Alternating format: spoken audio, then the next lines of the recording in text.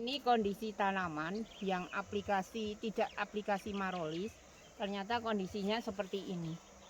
Seperti ini, jadi banyak terdapat busuk daunnya. Ini kondisinya. Ini. Nah, tanaman ini seperti ini. Ini. Berarti memang pupuk kimia tetap dibutuhkan, tapi pada saat berlebih tetap akan berpengaruh pada kondisi tanaman dan kondisi tanah. Keseimbangan alam perlu dijaga dengan menggunakan mikroorganisme yang selaras dengan alam. Keseimbangan alam terjaga, pertanian berkelanjutan akan bisa dilakukan. Oke, semoga bermanfaat. Terima kasih. Assalamualaikum. Di jalan tanah. Warahmatullahi wabarakatuh. Kemarin kita ke Indramayu. Ini contoh pertanian berkelanjutan. Kemarin juga di sana pertanian berkelanjutan. Pertanian berkelanjutan itu diharapkan nanti tanahnya juga akan subur. Terus kornya hanya satu, menggunakan mikroorganisme. Mikroorganisme itu pertama kita wajib menggunakan mikroorganisme dulu. Baik itu untuk pertumbuhannya, terus setelah itu untuk antisipasi OPT. Tapi kalau terakhir baru menggunakan kimia. Sehingga ini di sini tim kami ini berharap pertanian berkelanjutan itu bisa di mana-mana.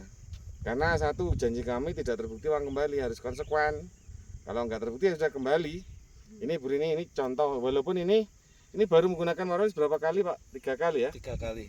Terus menggunakan trikokorin Ini habis 4 botol. 4 botol. Walaupun ini beliau masih menggunakan kimia.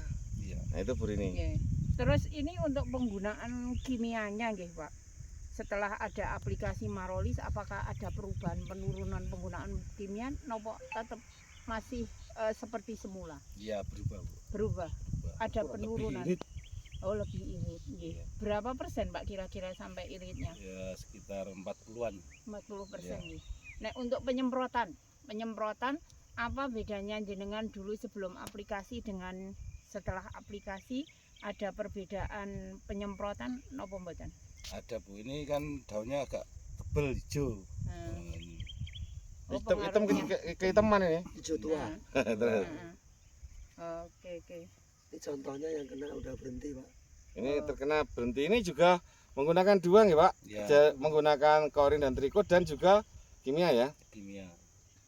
Ingat Ge, semua petani diharapkan menggunakan mikroorganisme sehingga kalau ada pentol, kalau di sini itu jamur ya, di akar itu digunakan trichoderma, untuk gubis ini hortikultura, sehingga nanti ke anak cucu kita bisa meninggalkan tanah yang subur.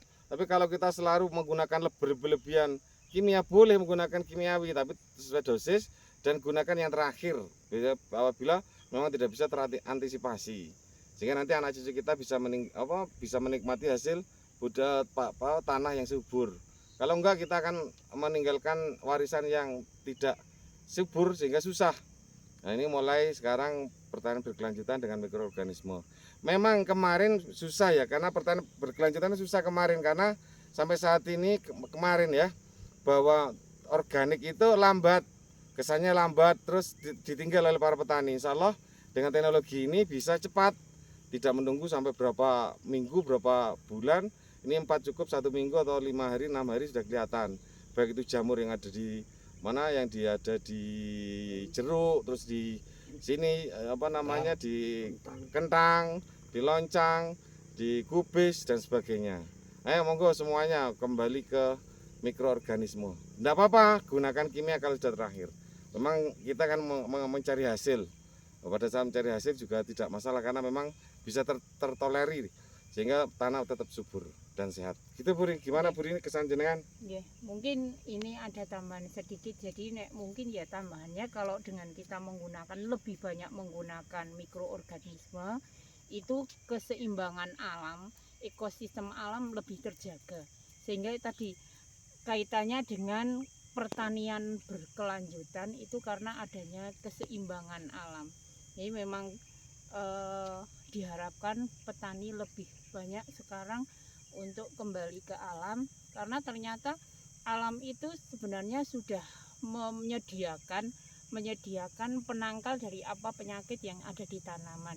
Cuman kita sekarang ayo semakin digalakkan lagi. Kimia tetap boleh digunakan. Keseimbangan alam juga tetap harus kita jaga supaya anak cucu kita tetap bisa menikmati seperti apa yang kita nikmati saat ini. Mungkin itu, Pak. Kalau Pak Narko gimana Pak Narko dengan apa namanya separuh lah gunakan mikroorganisme atau malah lebih? Menurut jenengan gimana kesehatan kesuburan tanah Ya, dengan seperti ini? kalau disemprot pakai korin itu lebih irit dan tanaman lebih sehat. Ini yang apa itu munus nggak ada ini.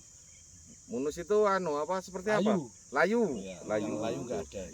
Layu bakteri. Ingat ya, dulu kita sudah ada yang menggunakan pertanian berkelanjutan, tapi masih sedikit spot-spot. Ini dengan adanya teknologi ini ya kita skala luas, bukan hanya 1-2 hektar, tapi bisa ratusan bahkan ribuan untuk meninggalkan warisan ke anak cucu. Mungkin, Makasih. Gimana? Sebentar, tambahan untuk Pak Narto pertanyaan. Dulu kan mestinya Pak Narto dulu juga pernah dikenalkan dengan mikroorganisme. Mungkin dulu belum terbukti karena mungkin ada sesuatu hal sekarang dengan adanya kemajuan teknologi kualitas dari mikroorganisme atau mutu dari kualitas mikroorganisme itu sudah bisa dimaksimalkan atau dioptimalkan. Jenengan sekarang kan ini sudah membuktikan ya peran mikroorganisme itu ya terhadap tanaman. Nek menurut jenengan apakah dirasa sudah niki bermanfaat untuk tanaman mikroorganisme itu? Bedanya dulu dengan sekarang apa Pak? Ya bedanya kan dulu kalau petani sini kan kalau kan yang layu itu banyak Pak. Terus busuk daun banyak. Nah ini setelah menggunakan korin dan triko, daunnya kan lebih sehat dan lebih hijau.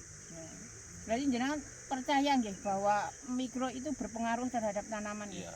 Mempunyai manfaat nggih. Iya. Oke teman-teman, moga-moga kita bisa meluaskan untuk pertanian berkelanjutan. Jangan hanya omong, tapi kita lakukan. Insya Allah akan terbukti dan kita membawa manfaat untuk siapapun. Makasih. Assalamualaikum warahmatullahi wabarakatuh. Alhamdulillah. Memang ini belum Pak ya.